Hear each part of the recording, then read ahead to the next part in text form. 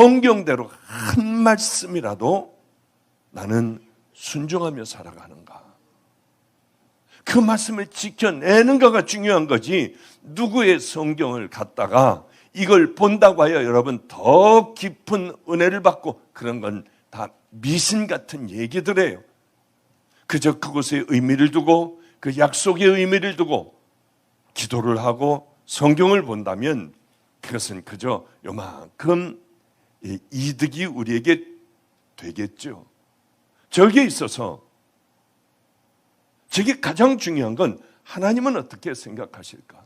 그래, 내 성경을 끝까지 붙잡고 손에 익혀, 그래 이건 내 걸로 만드는 걸 기뻐하게 하실까? 약한 자들에게 나누는 걸 기뻐하실까?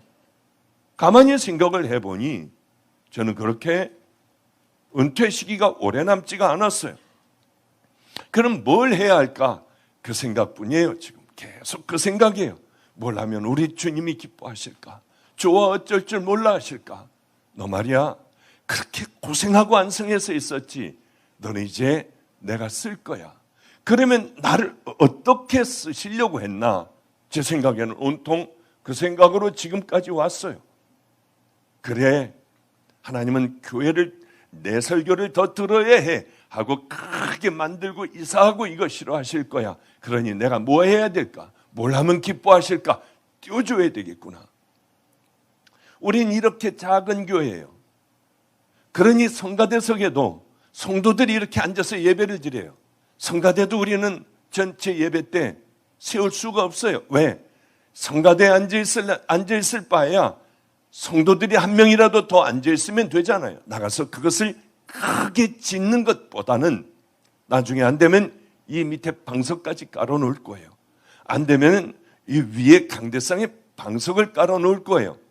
그래서 아픈 분들 앉히고, 내게 뜨거운 성령의 은혜가 있을 때 얼른 안수해주고, 그러면 그게 초대교회 예배 같고, 그게 저에게는 더 의미가 있는 예배일 것 같아요. 그럼 뭐 해줘야 되느냐? 열심히 오는 교인도 훈련시켜서 다른 교회에 띄워주면 되잖아요. 그것이 은혜 있는 교인들이고, 그것이 은혜의 교회 아니겠습니까? 열심히 어려운 교회들, 물질로 또 교인들 열심히 세워 한 교회들이 세워진다면 얼마나 감사하겠습니까? 우리는 아마 날짜는 잘 모르지만 11월 달쯤에 한 800~900명 정도 띄워줄 거예요. 아주 많이 나가게 돼요. 왜냐하면 이 예배가 지금 10시 예배가 끝나면 저는 마가의 다락방으로 갑니다. 마가의 다락방에서도 방주교회하고 똑같은 방주교회 예배가 드려져요. 모든 게 다 방주교회 교인들로 구성됐어요. 거기도 예배드린 지 얼마 안 돼요. 800명이 훨씬 넘어가요. 이제 900명까지 넘어가요. 가만히 생각을 했어요. 이래야 되는가? 아니에요. 그래서 얼른 800~900명을 띄워주기로 했어요. 그리고 다 데려나가고, 당분간은 내가 여기서 예배 안 드리면 그쪽으로 다 갈 거다.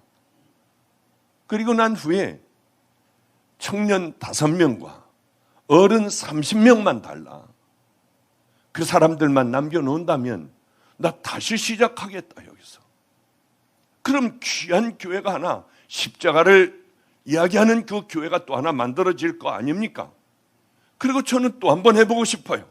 개척교회도 해보고 싶고요. 그래서 예전에 저쪽 어디 신기천인가 그쪽에 지하실에다가 이제 이거 말고요, 나가서 개척을 하고 싶었어요.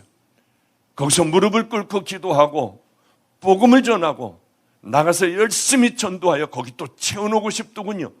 그래서 우리 전도사들과 함께 몰래, 아무도 몰래 갔는데 하나님의 뜻이 아닌지 그쪽에서는 좋은 자리가 있었는데 구청에서는 그 지하에다는 못한다고 하여 돌아왔어요. 왜냐하면은 꼭 사람을 끌어마야만 합니까? 없어도 돼요. 주님이 기뻐하실 일이 뭔가. 그래서 이번에는 이제 아마 내년에는 그저 한 30여 명 데리고 제가 다시 또 시작할 것 같아요. 얼마나 기다려지는지요. 그날이 좋은 교회가 하나가 세워지고, 물론 가서 제가 거기서 당분간은 제가 설교를 할 거예요. 그래야지 세워질 것 같아서요. 그 생각을 하면 좋은 거예요. 다시 또 시작하는 것. 얼마나 좋습니까? 그래서 또 만들어지면 또 다른 하나, 십자가를 이야기하는 교회, 복음을 얘기하는 교회, 당신들이 얼마나 더러운 죄인인가를 깨닫게 하여 십자가 붙들고 보혈로 씻겨지는 그 교회들이 여기저기 생긴다 하면 인천이 변화되지 않을까 하는 가슴 두근거리는 마음으로 그 일들을 해요. 열심히 내가 힘이 있을 때, 나눌 수 있을 때 열심히 나눠야겠다. 다행히 모든 교인들이 따라와 주기에 이제 우리는 꽤 많은 일들을 해나갈 수 있을 것 같습니다. 하나님이 원하시는 그 일들을요, 또 하나의 교회가 만들어지는 것이 아니라 하나님이 원하시는 그 교회들이 몇 군데만 만들어져 이 교회들이 또 뛰어나가기 시작을 하고 가난한 교회를 또 오면은 얼마나 좋아하실까, 그 생각만 하면 가슴이 뛰어요. 가장 미련한 자들은 내 설교를 들어야 해. 다른 사람이 아니라 더 크게 만들어야 해. 그 어마어마한 돈을 차라리 가난하고 병들고 정말 선교지에서 어려워하고 죽어가는 교회들을 살리면은 주님이 얼마나 기뻐하시겠냐고 하는 거죠. 왜냐하면 그저 우리들은 태어나고 그저 늙어가는 중에 병들고 그러다 죽고 주님 앞에 서는 것이 우리 나약한 인생들은 아니에요. 아무리 우리가 잘났다고 하고 뭐 TV 탤런트라고 하고 건강한 운동선수라 하도 시간이 좀 지나면 어쩔 수 없이 병들고 늙어가는 나약한 자들입니다. 바람 같은 이 세상에 뭘 하고 살아가야 할까? 기가 막히게 제가 부러워하는 한 사람이 오늘 본문에 나옵니다. 다윗이에요. 다윗은 점점 강하여 가고 사울의 집은 점점 약하여 가니라. 만군의 여호와께서 함께 계시니 다윗은 점점 강성하여 가느니라. 성경에는 이런 말씀들이 많이 나옵니다. 세상에는 분명 흥망성쇠, 어떤 사람은 흥하기도 하고 어떤 사람은 망하기도 하고 어떤 사람은 성하기도 하고 어떤 사람은 쇠하기도 합니다. 늘 성하기만 하면 얼마나 좋습니까? 저희 아버님은 늘 이 말씀을 해요. 야, 네가 누가 뭐가 났다며? 누가 어떻게 됐다며? 야, 네가 하는 건 줄 아니? 그거 다 하나님이 하시지 네가 하는 게 아니야. 그러니까 잘난 척해서도 안 되고 네가 그 고집으로 너 아니면 안 된다, 있다고 생각하면 안 돼. 사람들의 얘기를 받아들일 줄도 알아야 하고, 이런 얘기를 하세요. 근데 말이야, 내가 나도 대한민국을 뒤집어 놓으며 다녔던 부흥강사 아니니? 그런데 내가 깨닫는 거는 그것도 한철이야. 그 얘기를 하세요. 돌아보면 한철이야. 나는 그때가 제일 지겨웠을 때야. 하나님의 일에 막 목숨 걸고 다니고 하는데 얼마나 지겨운지, 얼마나 고통스러운지. 야, 딱 한 달만, 아니 일주일만 쉴 수 없을까 해도 내게는 쉴 수 있는 찬스가 없었어. 이제 90세가 넘은 할아버지가 돼요. 뒤를 돌아보면 가장 부러울 때가 그때라는 것, 하나님의 손에 붙들려 쓰임받았다는 그때라는 걸 너도 내 나이 되면 알아. 너도 은퇴해서 갈 곳 없고 누가 불러주지도 않고 찾아오지도 않으면은 너 그때에서 깨닫게 될 거다. 내 인생에 있어서 가장 아름다웠던 때는 주님에게 붙들려 세계를 다니고 대한민국을 휘집고 다니던 그때였던 걸 너는 그제서 알아. 그러니 메뚜기도 한철이니 하나님께서 너를 쓰실 때 마음껏 목숨을 걸고 쓰임받는 종이 되었다. 하나님 부르시면 그 품에 안겨야 해. 그 말씀을 제게 해 주세요. 그럴 때마다 맞는 말씀이지. 그렇게 살다가 나는 죽어갈 거야. 주님 품에 안길 거야. 그럼 맞지. 시시하게 살다가 그저 끙끙 앓다가 그렇게 나는 죽지 않을 거야 하는 생각을 했습니다. 열왕기서를 보면 각각 왕들이 어땠다고 하는 것들이 쭉 나옵니다. 이 왕은 어땠고 이 왕은 어땠고. 그런데 이 기록이 특징이 있어요. 어떤 특징이 있느냐면 모든 왕들이 행했던 그 사람들의 행적을 쭉 기록하면서 이 왕은 여호와 보시기에 어땠다. 저 왕은 여호와 보시기에 이랬다. 그러니까 여기에서 가만히 보면 귀한 왕들도 있어요. 영토를 넓히고 나라를 부강하게 하고 또 정치를 잘하고 백성들을 편하게 했다 할지라도 여호와 보시기에 그는 정직하지 않았다고 하면 그는 악한 왕이에요. 아무리 정치를 잘못하고 판단을 미스해서 애굽하고 이렇게 막 전쟁도 일어나고 달려갔다가 그만 거기서 활 맞아 죽어도 성경은 여호와 보시기에 그는 아름다웠다. 다윗의 길로 걸어갔다. 이렇게 기록하고 있는 걸 보고 볼 수 있습니다. 그러니까 우리가 가만히 생각해 보면 하나님이 보실 때 아니면은 실패한 사람이 아무리 여기서 장로를 하고 뭐 어마어마한 교회를 크게 하고 불같은 말씀을 전하고 사람들을 치유하여 주고 이름이 나서 밤낮 TV에 나온다 해도 여호와 보시기에 아니었으면 그는 절대 실패한 자예요. 아무 쓸데없는 자라고 저는 봅니다. 그러나 평생을 개척교회에서 하나님 사랑하는 마음으로 눈물로 지샜으며 10명 미만의 양들을 정말 사랑하고 끌어안고 흐느껴 울며 그렇게 살아간 이름도 없는 그저 냄새나는 지하실에서 그렇게 눈이 퉁퉁 부어 늘 우리 주님을 사랑한 그 종이 있는데 그 종을 하나님께서는 가장 큰 자야. 그건 승리하는 사람이에요. 만군의 여호와께서 함께 계시니 다윗이 점점 강성하여 가니라. 점점 강성하여 가니라. 사울이 죽은 다음에 다윗은 유다 지파의 왕이 되었습니다. 작게 시작했어요. 한 지파의 왕이 되어 시작했습니다. 그러나 불평하지 않았어요. 욥기에는 이런 말씀이 있죠. 내 시작은 미약하였으나 내 나중은 창대하리라. 누구가 어떤 사람이 미약하고 별 볼 일 없어도 창대하게 됩니까? 주님 안에 있는 사람, 주님 마음에 합한 사람, 주님의 말씀을 따르는 사람, 순종하려고 하는 사람, 미약하기가 짝이 없어요. 주님의 말씀대로 하나님의 뜻대로 하늘나라의 법을 가지고 살아가려면 우리는 얼마나 미약하고 사람들에게 모욕을 당하고 멸시를 당하는지 몰라요. 왜? 이 세상과 하나님 나라는 전혀 다르니까요. 너 작은 것 같지? 그러나 그대로 순종하고 주님 안에 살아가면 내 마지막은 창대하게 될 거야. 그렇습니다. 다윗이 왜 그렇게 대단한 왕이 됐을까요? 다윗이 인간성이 좋고 그 사람이 건강하고 싸움 잘하고 하여 다윗이 위대한 이스라엘의 왕이 되었나요? 그렇지 않습니다. 다윗은 별 볼 일 없어요. 사람을 간음도 하고요. 그 남편을 죽여버리기도 하고요. 악하기가 짝이 없는 왕이에요. 그 다윗이 왜 위대할까요? 다른 것 아니에요.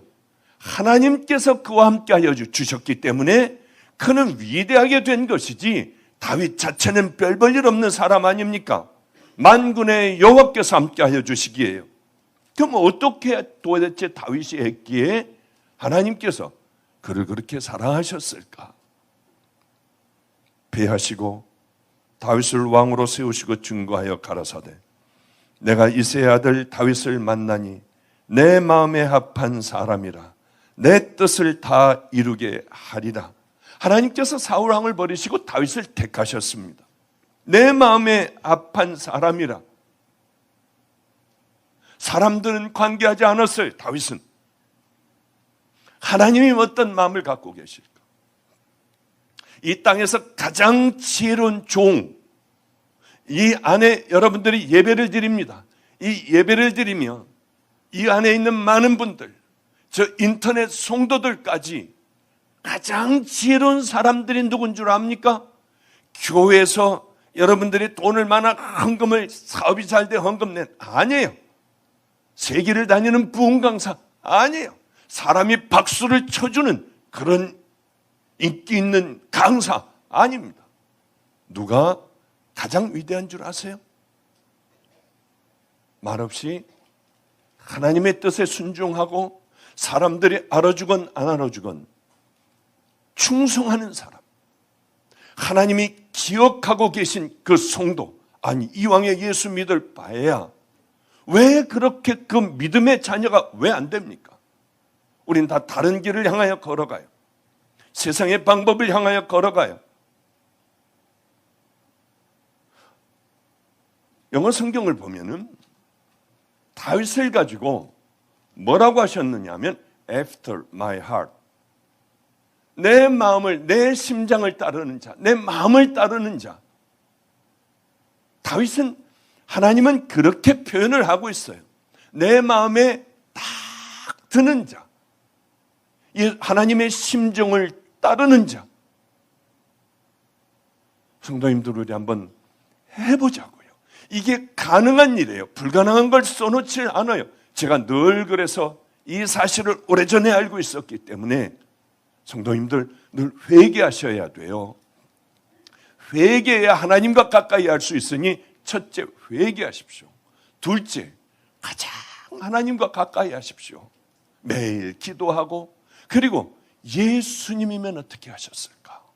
자꾸 생각하려고 하는 것은 그 예수님의 마음에 합한 자가 되기 위하여 예수님이라고 하면 어떻게 어떻게 뭘 좋아하실까? 이거를 어떤 일을 하더라도 우리 하나님을 사랑하는 마음에 근거하여 선행도 하고 봉사도 하고 내 있는 모든 것들을 다 주기도 하고 때로는 미친 듯이 미친 사람들 같이 그렇게 한번 살아보자고 하는 거예요. 그러면 하나님께서 그를 높여주세요. 다윗이 왜 하나님이 기뻐하셨는지 우리 너무나도 잘 알고 있습니다. 하나님의 군대를 욕하니 어린아이가 돌하고 막대기를 가지고 그 용사 골리앗을 향해 달려나가 결국은 죽여버리잖아요. 누가 죽이게 하셨을까요? 하나님이 그것을 보시고 감격하셨어요. 기가 막혔습니다. 하나님이 기억하신 바 되었어요. 왕이 되었습니다. 왕이 되기까지 얼마나 많은 고난이 있었나요? 한 번도 나는 왕이라고 해본 적도 없어요. 그는 이제 나를 쫓아다니는, 나는 도망자가 되었지만 이 사울을 탁 박아버리면은 나는 바로 왕이 돼요. 다윗은 그렇게 하지 않았습니다. 하나님께서 기름 부으신, 어쨌든 내 원수라도 하나님이 기름 부으신 종이니 우리들이 건들지 말자, 하나님이 하게 하자. 한번 살려줬습니다. 그러면서 얼마나 도망다니냐면 10년을 도망다녀요. 10년이라는 세월. 얼마나 기가 막힌 세월이에요. 또 한 번 찬스가 왔어요. 자, 이제는 죽여버려야 되지 않습니까? 그러나 10년을 도망다니는 도망자 신세가 되었어도 또 살려줘요. 하나님이 얼마나 충격받으셨을까요? 아마 그는 또 10년이 되어 할아버지가 되어 도망다니다가 또 한 번의 기회가 왔어도 그는 끝까지 죽이지 않았을 거예요. 왜? 다윗에게 있어서 하나님은 가장 최고의 자기 생명보다 더한 바로 그런 분이었기 때문에 다윗은 이 하나님의 마음에 합한 자가 되어 날이 가면 갈수록 다윗은 점점 강성해지고 하나님을 우습게 여기고 제사도 내 마음대로 드려버리고 조급하여 참지 못하여 그냥 다 일을 저질러 버리는 사울을 하나님은 버리셨어요. 벌써 시간이 이렇게 많이 다 되어갔군요. 저는 이번 전 주일에 참 이상한 일이 제게 있었어요. 한참 집회를 하느라고 다른 데 신경을 쓸 여유가 제가 없었습니다. 5주간의 집회가 바로 금요일 날, 전 금요일 날 끝났으니까요. 굉장히 힘든 집회였습니다. 하나님께서 수많은 사람들을 치유하여 주시고 정말 기적 같은 일들이 많이 일어난 5주간의 집회였어요. 근데 집회 중간에 전주에 박상민 전도사가 아프리카에서 온다고 하는 소식을 들었습니다. 전 한 번도 선교사들 온다고 하거나 누구 목사님 온다고 할 때 비행장에 공항에 나가본 적이 없어요. 왜냐하면은 그렇게 시간이 안 나더군요. 그런데 제 마음에 갑자기 괜히요 이런 생각이 들었습니다. 내가 한 번도 그런 적은 없지만 꽃다발을 준비하자. 아주 예쁜 꽃 이렇게 들을 수 있는 옷을 좀 준비하자. 빨리빨리 준비하여 그분 나가서 그분을 다 잘 모셔라. 이상하게 그 생각이 드는 거예요. 그래서 이제 빨리빨리 목사에게 부목사에게 이렇게 지시를 다 해놓고 잘 모시고 점심은 나고하게 하고 이렇게 다 해놨어요. 제가 그럴 리가 없어요. 그저 선교 갔다 왔으면 하나님으로부터 칭찬받으면 되지. 뭘 그걸 우리 교회에서는 선교 갔다 왔다고 선교 보고 이거 일체 안 하게 해요. 그건 가려놓고 하나님에게 상급 받을 걸 왜 교인들에게 막 알리고 할 필요 없이 알아서 하나님과의 관계는 알아서 해라. 우리 하나 묻지 않는다. 당신들의 어떤 선교를 하는지. 그러나 하루에 기도 몇 시간 하냐? 성경 얼마나 읽느냐? 이건 매일매일 보고해야 돼요. 그거 보고하지 않으면 우리는 사례비를 주지 않아 버려요. 그게 제일 중요한 거 아닙니까? 그거 안 하면서 하나님의 일한다고 짓고 이게 뭔 의미가 있겠습니까? 거기서 이미 쓰러져 사단에게 붙들려 있는 사람들이 얼마나 많은데요. 그저 싸움질들이나 하고 기도는 하나도 안 하고. 그래서 저는 뭐 하는지 알지도 않겠다. 우리 당신들 하는 일에 기도했냐, 성경 읽었냐, 이것만 보고해라. 그럼 다른 교회에서 주는 사례비들보다 우리가 더 많이 주겠다. 이제 그렇게 했어요. 그런데 이번에 오는 선교사는 왜 그렇게 마음이 작고 마음이 가는지요? 그렇게 하라고 했습니다. 점심을 먹는데 하나님, 저는 종도 아니에요. 어떻게 저는 이렇게 살았는지 몰라요. 하고 못 먹겠더군요. 밥을요. 마음이 참 괴로웠어요. 나도 저래야 하는데 하나님, 저 선교사를 좀 닮게 해주세요. 그 선교사들은 초라하기가 짝이 없어요. 얼굴들이 이렇게 퉁퉁들 부었어요. 말라리아에 너무 걸려 약을 너무 먹어 신장도 다치고 간도 다치고 얼굴이 누렇게 떴어요. 병원 가자고 해도 아직 회복이 안 됐으니 좀 쉬었다가 가자고 해요. 전부 검사하자. 그래도 못하겠대요. 너무 힘들어. 이분들은 아프리카 사막 가운데다 제가 두어뒀어요. 빗물을 받아 먹어요. 씻는 거는 감히 상상하지도 못하고 먹는 것도 얼마나 허접스러운 걸 먹는지요.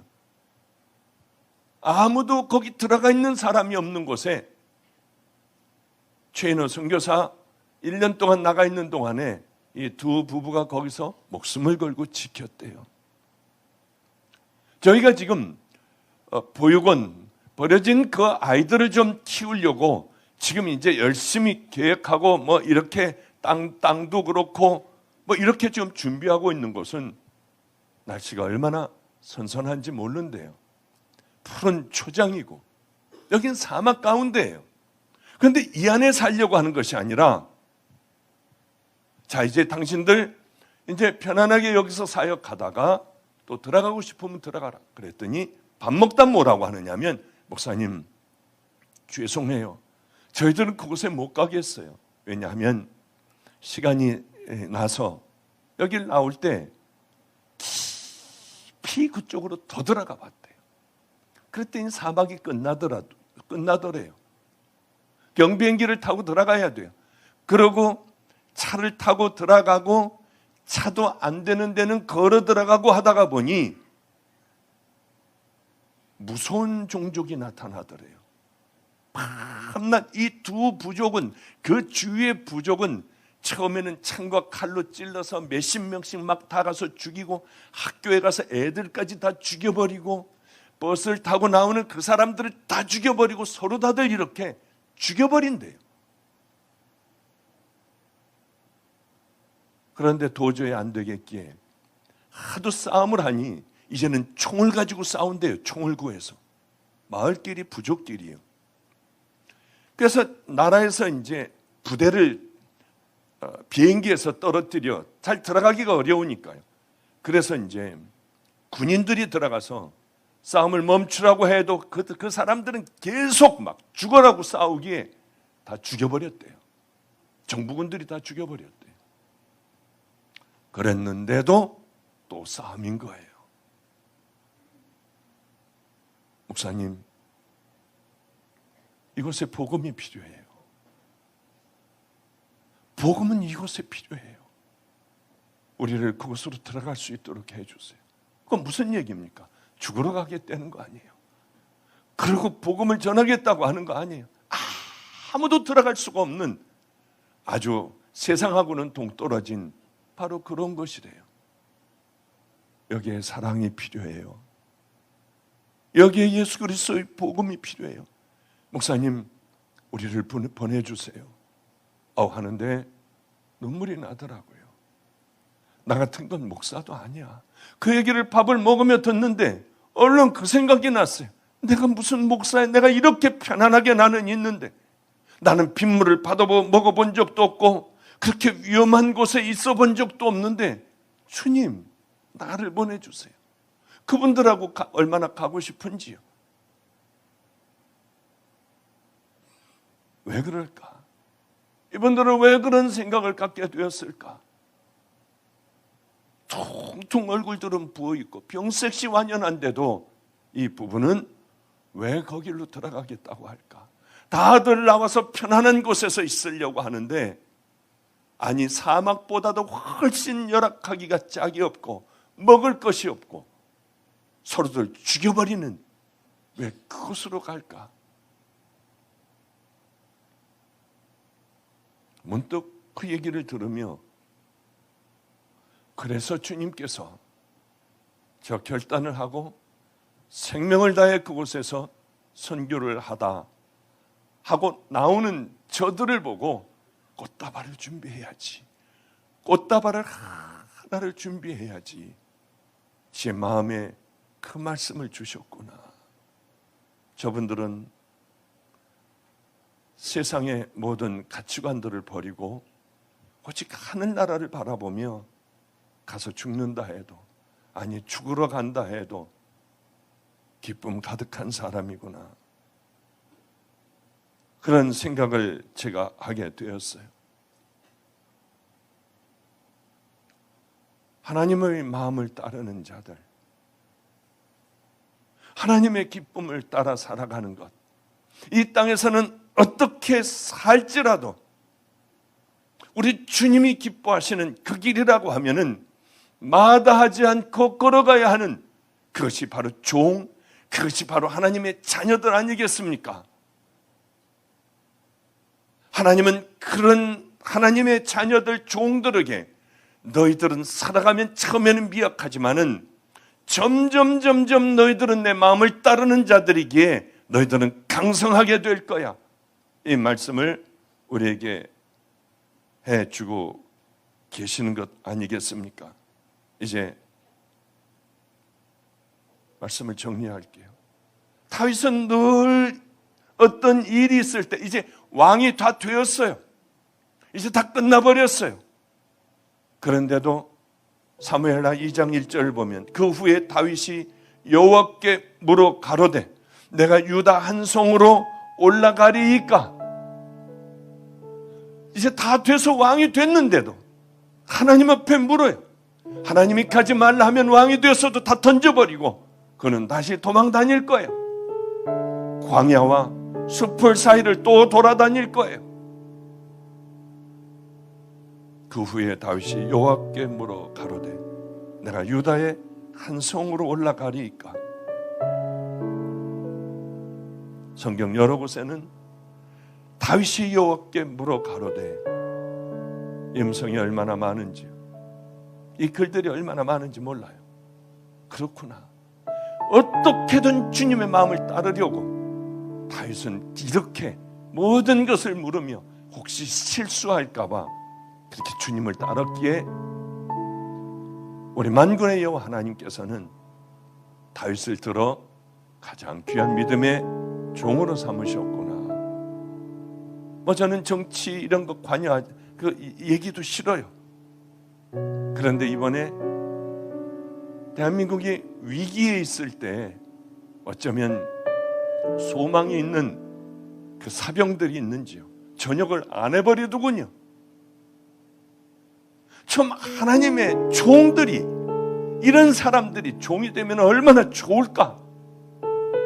주님 앞에 생명을 딱 던져버리고 위험할 때에 딱 그 자리에 있는, 얼마든지 도망갈 수 있지만은 그런 종들과 그런 하나님의 자녀들이 하나님 앞에 그렇게 살았으면 얼마나 좋을까.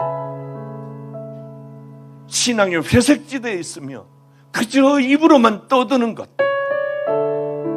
화려한 모든 것들을 다 누리며 내 것을 더 크게 하려고 하는 이런 자들이 이제는 다 물러가 버리고 끝까지 주님의 마음을 따르며 위험하여 이제 죽는 그곳이라 할지라도 그곳에서 견디며 그곳에서 기도하는, 그리고 그곳에 날 보내달라고 하는 그 믿음의 종들과 자녀들이 많이 나오게 해달라고.